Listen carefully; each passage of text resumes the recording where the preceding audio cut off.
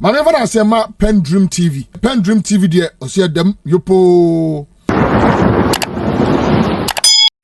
God's grace, I'm good. All right. So we scheduled to speak with you days ago, but we were unable to do that. However, I think it's right for us to now check up on you, how you're doing, how the team is doing so far. What's going on with you? I mean, your health. Well, so a lot happened to us, and we needed to make sure we were okay, short term and long term.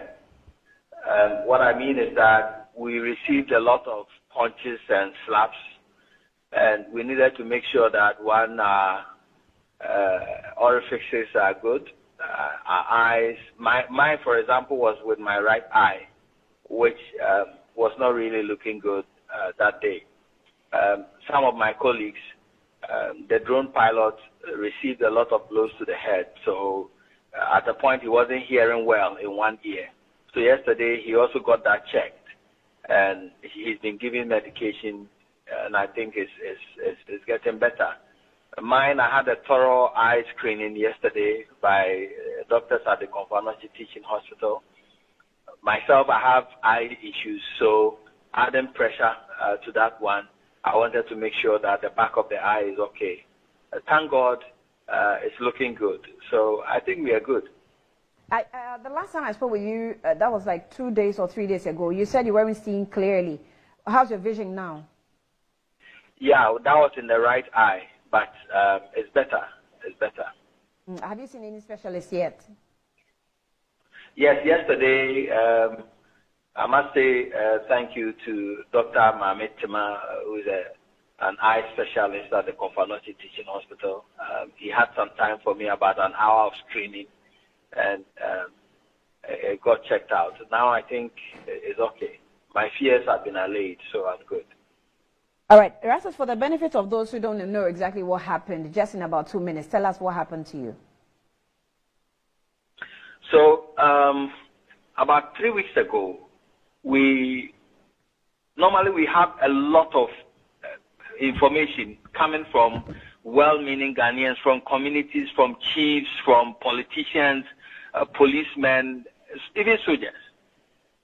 And sometimes I even wonder why people clothed with powers will rather come to a journalist instead of going out to enforce the law. But I think it's obvious that they are afraid of victimization.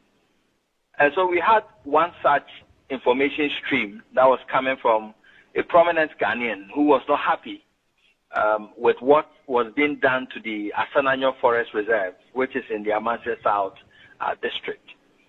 And the river Asananyo, which flows into the Ankobra, he was not happy that it was being polluted the way it was by a company that has a license to mine, at least.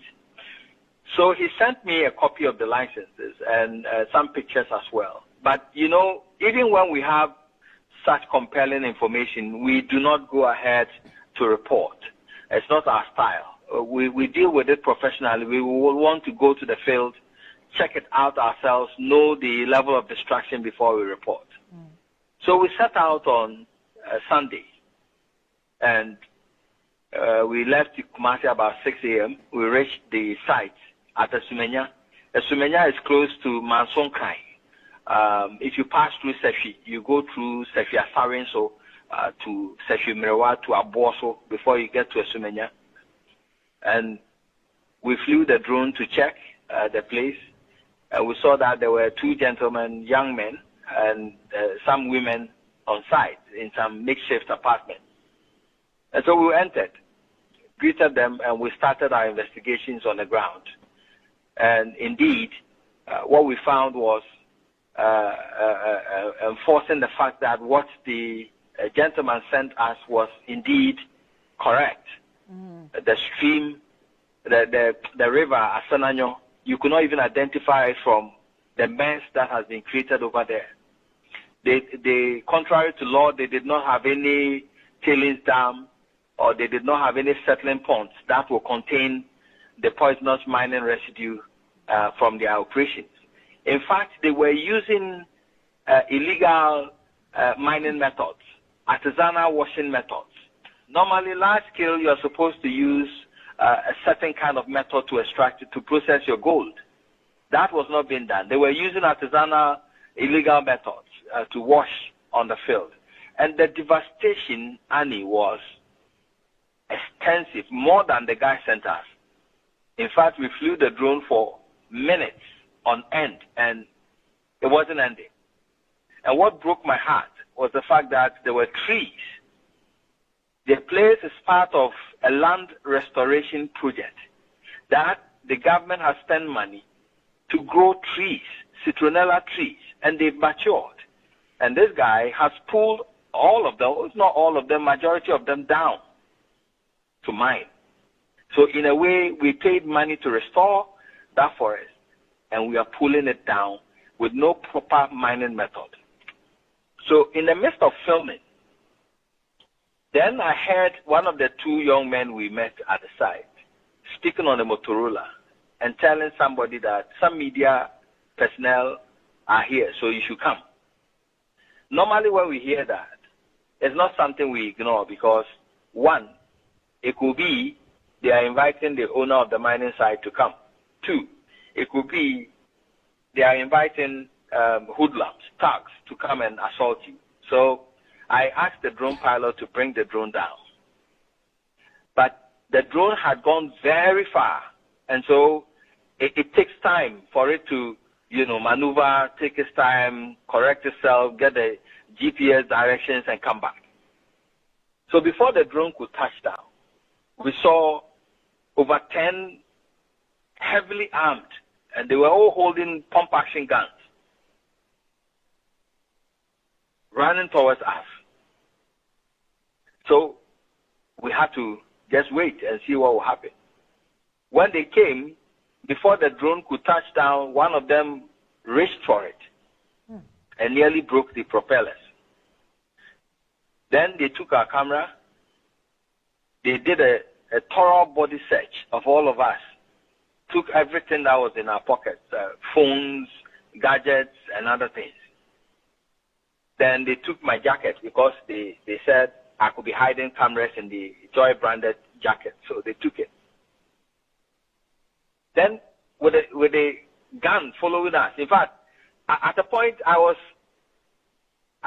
didn't know, but these are people, if you look at their faces, some of them you could see they were under the influence of something, they were high on something, and they were holding pump-action guns.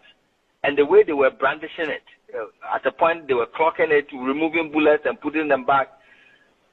Seriously, I was scared, but I had to maintain my calm. They said we should get into our vehicle by force. They are taking us to see the owner of the site. I said, where is the owner of the site? They said the next town, called DISASSOCIATES. I said, okay, fine. We got into the vehicle. One guy who was holding a pump action got behind the driver, sat behind the driver. Another one sat in the bucket.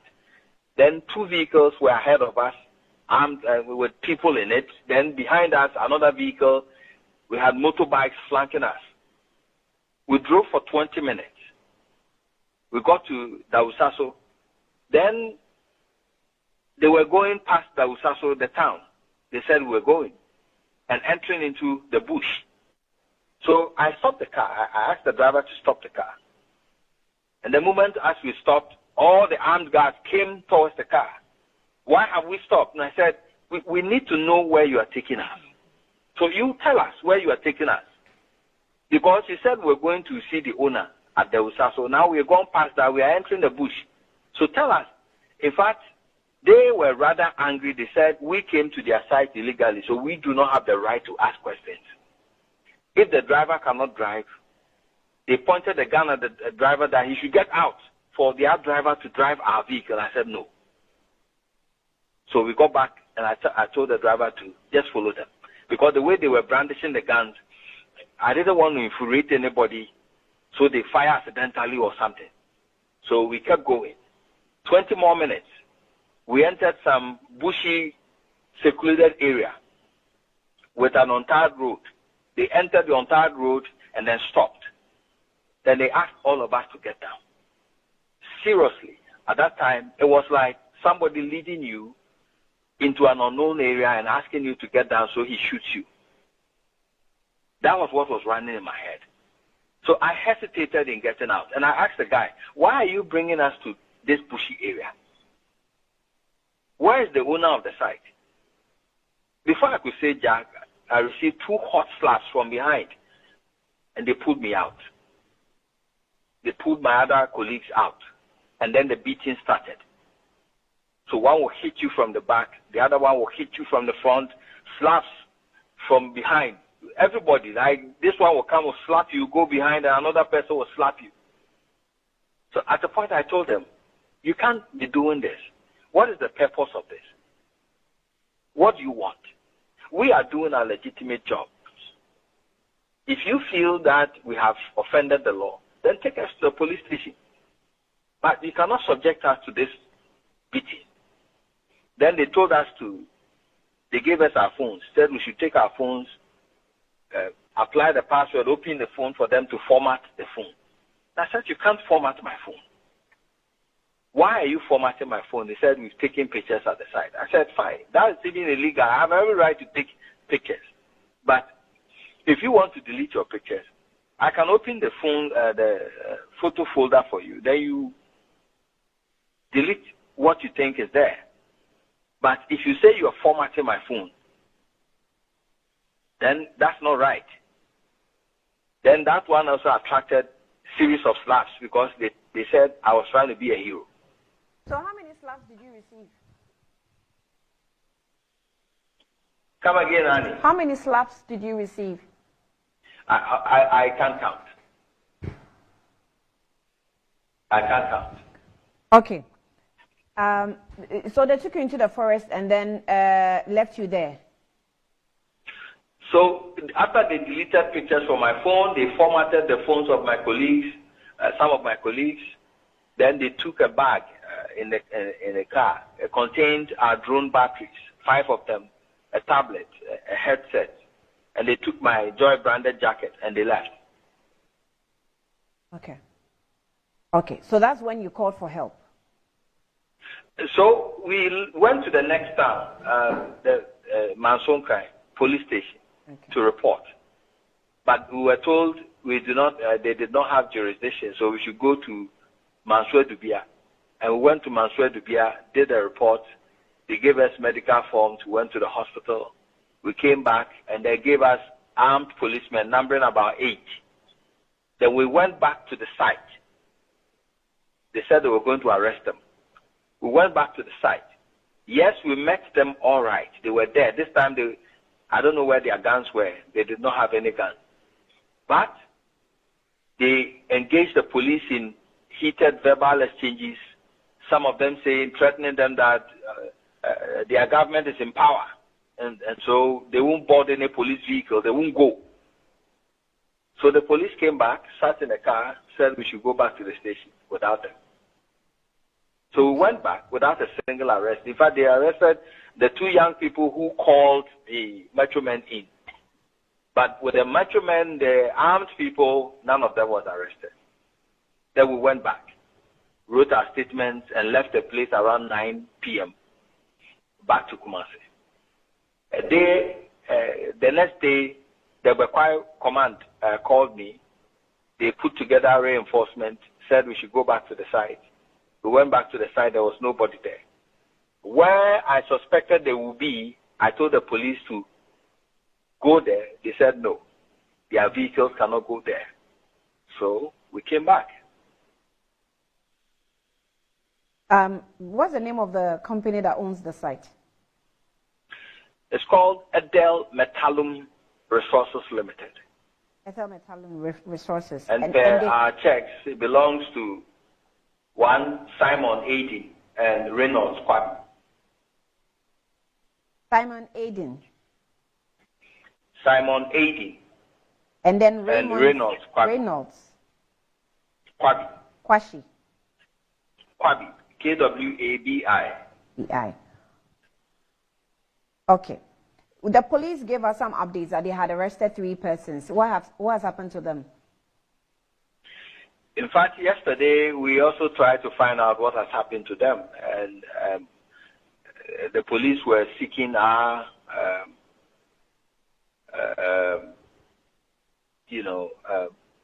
I don't know whether our advice or I should put it this way, but they were asking, they wanted to proceed with prosecution, and we said, yes, that's what we want. Okay, are you since then, this morning, I have not spoken with them, so I don't know but is what has happened. Is you and your team taking any action against the owner of the site, the mining site?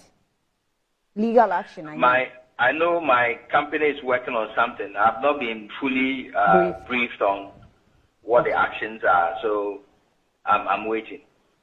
But on the license, the mining leads I have seen, the MD, the name on the sheet, the MD is Philip Esteem Kuchinyo. And while the director stroke secretary is Adeline Tete. And per our checks, Simon Aiden is the owner of the lease. And Reynolds Kwabi is the operations manager. Okay. Okay. Erastus, we'll leave you here. Thank you. And we're glad that you're in good health now. We'll check up on you later. I'm grateful, Annie.